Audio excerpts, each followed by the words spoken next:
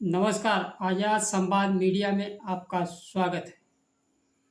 आपके साथ मैं रमेश पटेल। आज हम एक नए विषय पर टिप्पणी के साथ आपके बीच हैं। आने वाले महाराष्ट्र चुनाव में केंद्रीय मुद्दा शिवाजी महाराज और संविधान होने जा रहा है। विपक्ष के नेता राहुल गांधी ने शिवाजी महाराज के मूर्ति के उद्घाटन के अवसर पर कहा, शिवाजी महाराज को वही दिल से प्रणाम करेगा जो संविधान की रक्षा की बात करेगा। जिस प्रकार से प्रधानमंत्री श्री नरेंद्र मोदी द्वारा उद्घाटित शिवाजी महाराज की मूर्ति 8 महीने में ही धराशायी हो गया, वह शिवाजी महाराज का अपमान है।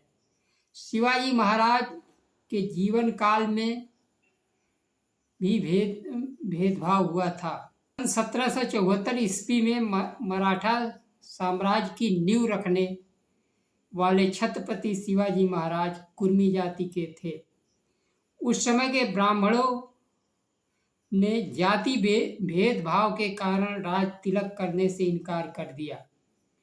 राजगढ़ और अन्य राज्यों के ब्राह्मणों ने राज तिलक से इनकार कर दिया।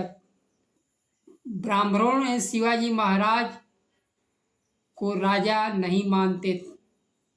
मानने से इनकार कर दिया था। उनके मुताबिक कोई क्षत्रिय ही राजा बन सकता था। उनका कहना था, शिवाजी महाराज क्षत्रिय नहीं हैं।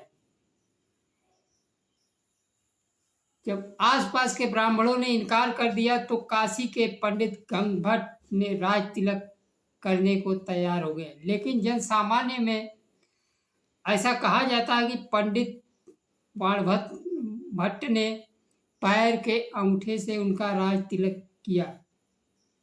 शिवाजी महाराज ने कई लड़ाइयाँ जीती और वह शासन भी कर रहे थे, लेकिन राजा के रूप में स्वीकार नहीं किया गया था। शिवाजी महाराज को धर्म के आधार पर सैनिकों की नियुक्ति नहीं की जाती थी। उनकी सेना में 1/3 सैनिक मुस्लिम होते थे। शिवाजी महाराज अपने शासनकाल में उच्च आदर्श प्रस्तुत किया। सभी धर्मों का सच्चे मन से आदर करते थे। उनके शासनकाल में जन कल्याण, न्याय, आपसी भाईचारा की विशेष प्राथमिकता दी जाती थी। शिवाजी महाराज के सेना में दलित, पिछड़ों और महार जाति के सैनिक भर्ती थे। शिवाजी महाराज के अंगरक्षक थे। उन्होंने प्रतापगढ़ की लड़ाई में शिवाजी महाराज की जान बचाया था। शिवाजी महाराज पिछड़े समुदाय के नाई समाज से आते थे। अफजल खान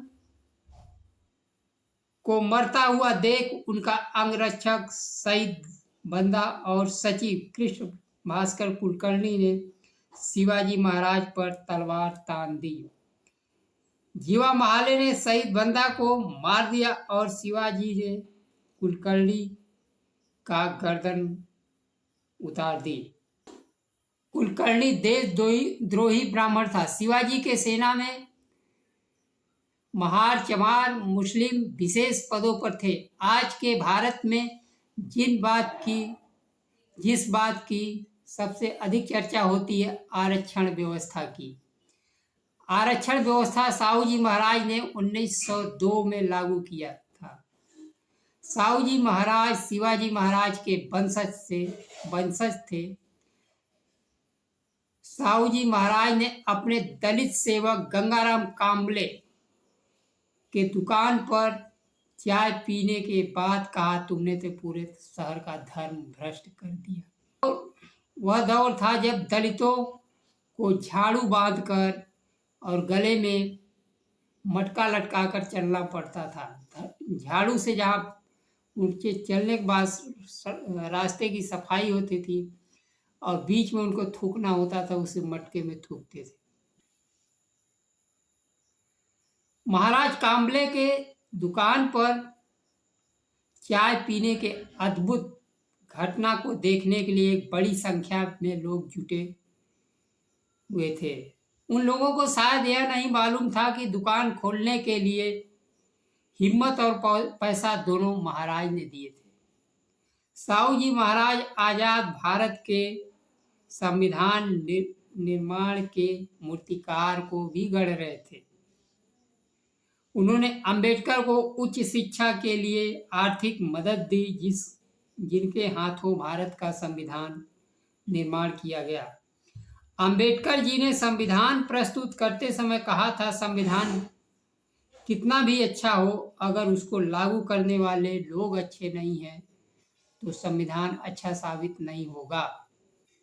आज केंद्र सरकार द्वारा घोषणा की जाती है कि सरकार संविधान को तथा आरक्षण को खत्म नहीं होने देगी, लेकिन सरकार संविधान विरोधी कार्य करती है और आरक्षण विरोधी कार्य भी करती है। आरक्षण के लिए जहाँ देश के कंपनियों को बेच दिया जाता है, तो आरक्षण रहते हुए भी कहाँ नियुक्ति की जाएगी, ये कंपनियां नहीं रहेगी। यह संविधान न खत्म होने की घोषणा पर एक तमाचा है कि लोगों को सुविधा दी नहीं जाएगी, लेकिन कहा जाएगा कि आपकी सुविधा छीनी नहीं जाएगी। आज देश के 90% दलित, आदिवासी, ओबीसी, अल्पसंख्यक देश की मुख्य धारा से वंचित है। आने वाले महाराष्ट्र विधानसभा चुनाव में शिवाजी महाराज, आरक्षण, संविधान प्रमुख मुद्दे होंगे। आज के लिए बस इतना ही। नमस्कार।